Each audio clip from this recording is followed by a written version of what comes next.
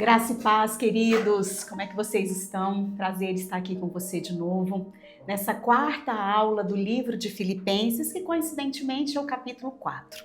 Então pega a sua Bíblia, vamos lá concluir esse livro tão precioso, como eu disse para vocês, que também é a Carta da Alegria. Versículo 1. Portanto, meus irmãos, amados e muito saudosos. É como se ele estivesse falando assim. Sendo assim, diante de tudo que eu expliquei para vocês, diante de tudo que eu falei para vocês, e aí ele dá dois títulos, né? Para a igreja de Filipenses, amados e muito saudosos. Ou seja, a igreja era amada por Paulo e Paulo sentia saudade daquele povo. E ele fala, continua, vocês são a minha alegria e a minha coroa. Coroa aqui é como se fosse a validação do ministério de Paulo.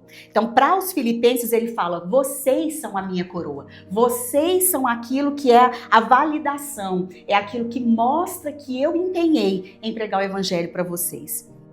Permanecei deste modo firmes no Senhor. Ele fala, não recuem, né? Permaneçam firmes, fiquem firmes até o fim. Deste modo e firmes aonde? No Senhor, não nas circunstâncias, não nas situações da vida.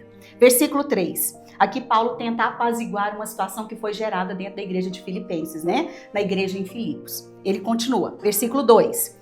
Rogo a Evódia e rogo a Sintique. Quem eram essas duas irmãs? Duas irmãs da igreja de Filipos. Então essas irmãs, elas começaram a ter algum tipo de desavença. E Paulo ficou sabendo dessa situação lá em Roma. E ele manda na carta para a igreja, falando para que seja resolvido esse detalhe entre Evódia e Sintique.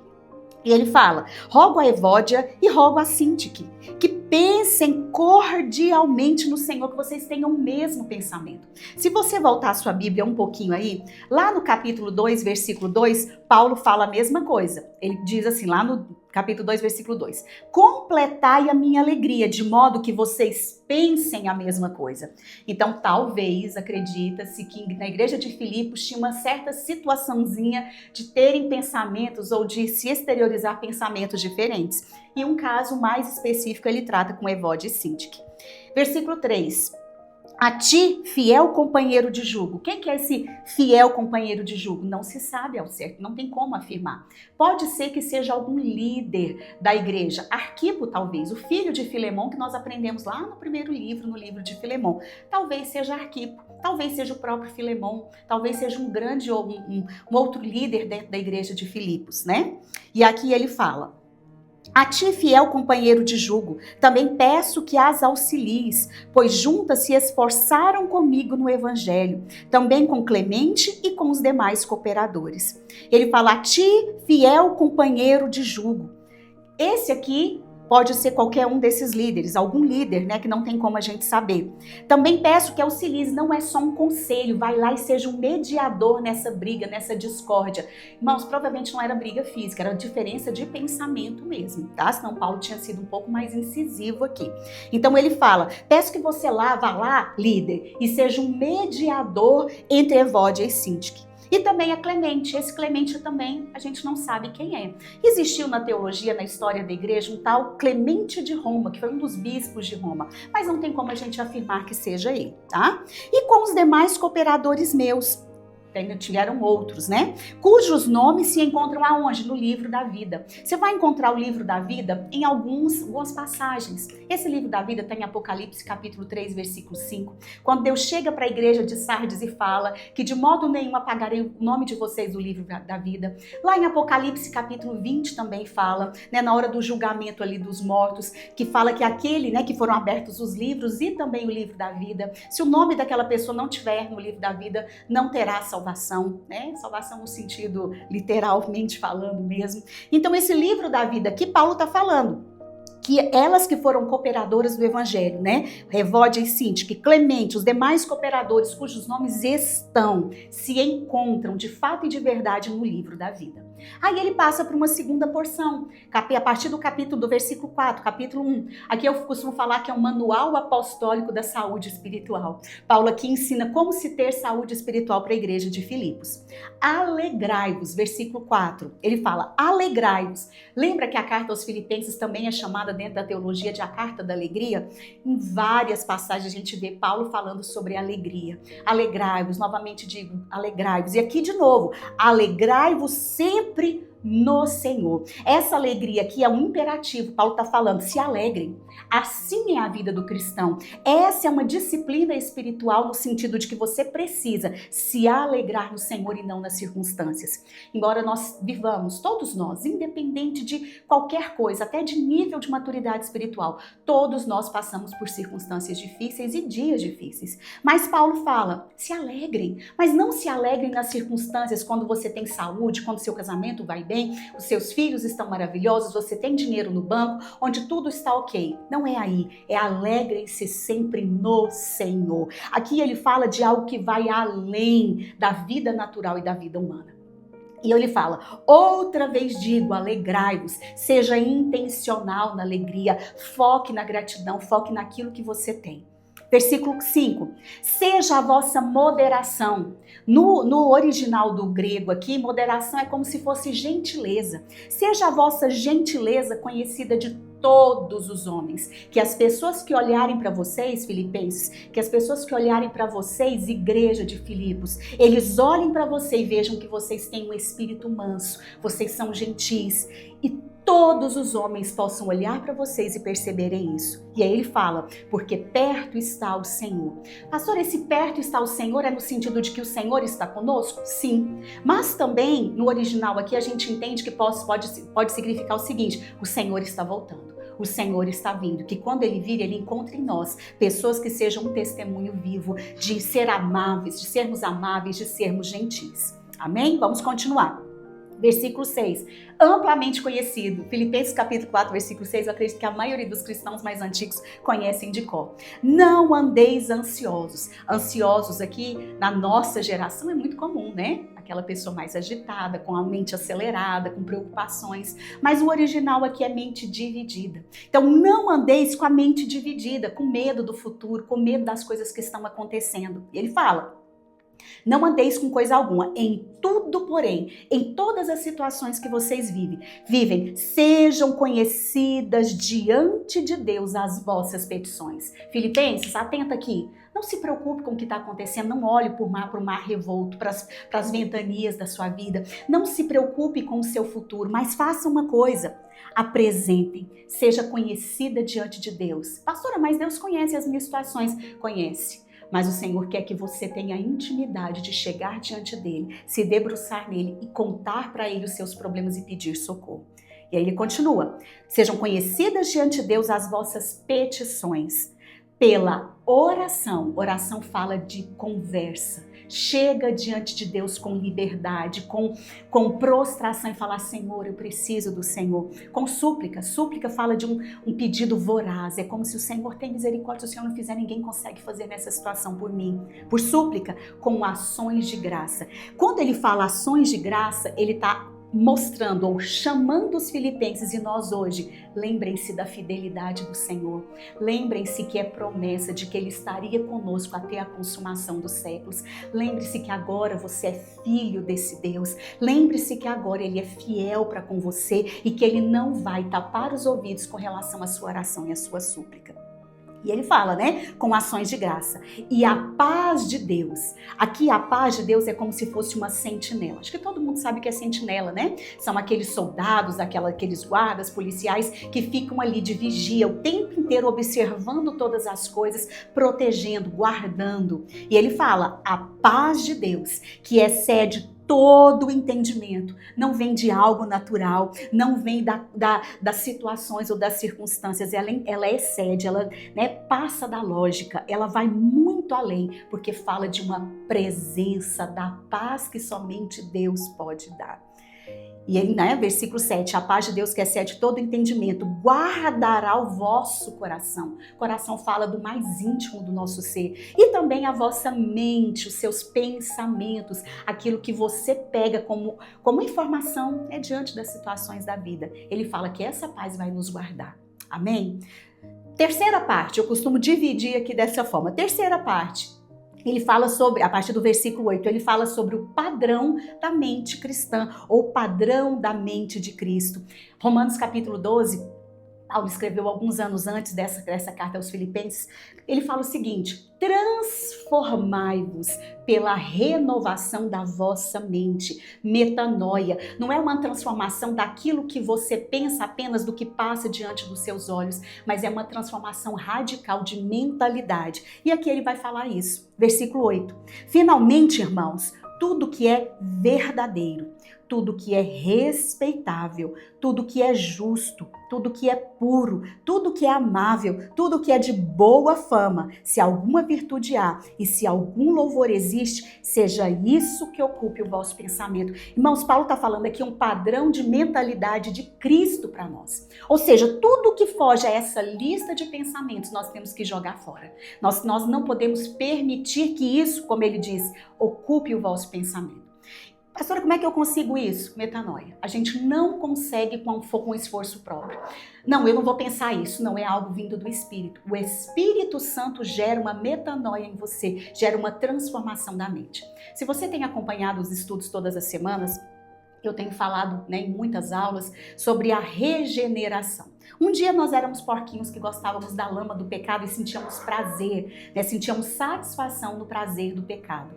Depois que nós encontramos Jesus, nós fomos regenerados. Nós não somos os porquinhos que agora fogem da lama, que têm bons modos, que têm boas atitudes, que não gostam do pecado apenas. Nós fomos regenerados. Hoje nós somos ovelhas, nós não somos porcos, nós fomos transformados em uma nova criatura. Nós somos ovelhas que amam o pastoreio do Senhor Jesus, que tiveram as suas vidas transformadas, que não somos mais escravos do pecado, que encontramos em Cristo a liberdade da ação do pecado dentro de nós. É isso que Paulo está falando. É esse tipo de pensamento gerado pelo Espírito, com a intencionalidade nossa, sim, de se alimentar da palavra, de se encher de coisas boas, de termos pensamentos puros em Cristo ou através da ação do Espírito Santo. Amém? Versículo 9.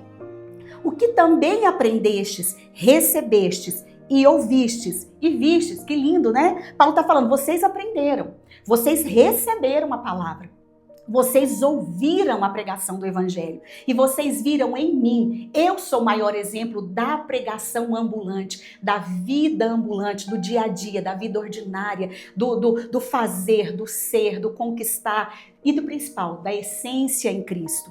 Isso praticai. Ele está falando, vocês aprenderam, receberam, ouviram e viram em mim. É isso que vocês têm que praticar. E o Deus da paz será convosco. Aqui é uma lista, né? Vocês têm que ter esse tipo de pensamento, isso tem que ocupar o coração de vocês. E agora, no nível ainda mais profundo, vocês têm que ter uma essência de praticar todas essas coisas, não apenas em nível de pensamento, mas de atitude. Quarta parte, né? Versículo 10. Alegrei-me sobremaneira no Senhor. E de novo a palavra alegria, né? Agora, uma vez mais, porque vocês renovaram a meu favor o vosso cuidado. Paulo entra numa outra porção aqui falando do acudimento, não sei nem se existe essa palavra, né? Ou do socorro que a igreja de Filipos prestou ao apóstolo Paulo. Irmãos, o apóstolo Paulo, em algumas porções da palavra, ele pregava, mas ele também trabalhava, como fabricante de tendas, principalmente lá com Áquila e Priscila.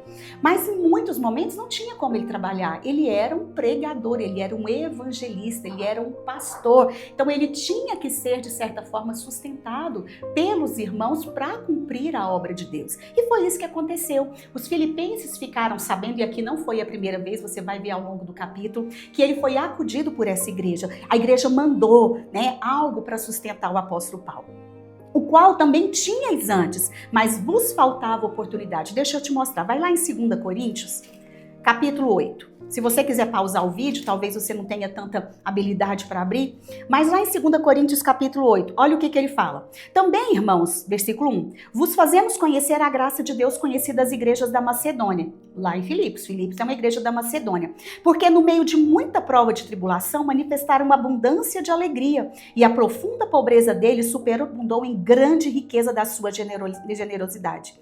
Porque eles, testemunho eu, na medida de suas posses e mesmo acima delas, se mostraram voluntários, pedindo-nos com muito desejo a graça de participarem da assistência aos santos. Ou seja, a igreja de Filipos era uma igreja generosa. Eles amavam acudir os santos, eles amavam socorrer financeiramente os santos e o apóstolo Paulo. Versículo 11. Digo isto não por causa da pobreza. Digo isto o quê? Que vocês renovaram, né, o cuidado de vocês comigo. Por causa da pobreza, porque aprendi a viver contente em toda e qualquer situação. Contente aqui não é apenas uma alegria gerada aqui dentro do coração, mas é viver contente no sentido de você ter na sua essência, a sua centralidade é Cristo, a sua suficiência é Cristo. Paulo entendeu, ele aprendeu que não é apenas um contentamento, embora isso seja extremamente importante, mas é além. A nossa suficiência é uma pessoa, não são coisas, não são situações, mas é Cristo. Versículo 12. Tanto sei estar humilhado, e ele foi amplamente humilhado, irmãos, ao longo das cartas e principalmente de Atos, você vai perceber isso. Tanto sei estar humilhado, como também sei ser honrado. De tudo e em todas as circunstâncias, todas é todas mesmo, viu? Tudo que você imaginar, Paulo passou. Já tenho experiência, tanto de fartura, eu tinha abundância de tudo, né? De todo tipo de manjar, de comida, mas também sei ter fome. Assim de abundância, como de escassez. Aí entra o versículo mais mal interpretado da palavra de Deus. Tudo posso naquele que me fortalece. As pessoas usam isso aqui para qualquer situação e na verdade não é. Você não pode pegar um versículo e tirá-lo do contexto. Por isso que a gente usa um termo na teologia que chama exegese. Você tem que pegar aquele versículo linkado ao que aquele autor quis dizer. O que Paulo quis dizer aqui? Tudo posso naquele que me fortalece. Eu tenho uma resiliência espiritual porque eu fui experimentado em Deus. Eu passei por todas aquelas situações, abundância, escassez, fome, né? Tive muita comida, tudo isso, sei ser honrado, sei ser humilhado. Diante de toda essa experiência que ele teve, isso o deixou forte, o deixou resiliente, porque nessa caminhada, nessa trajetória cristã, hoje ele pode afirmar, eu posso todas as coisas naquele que me fortalece. Não é sair arrotando ou declarando esse versículo em todas as situações, sendo que não é a verdade. Você pode todas as coisas? Depende.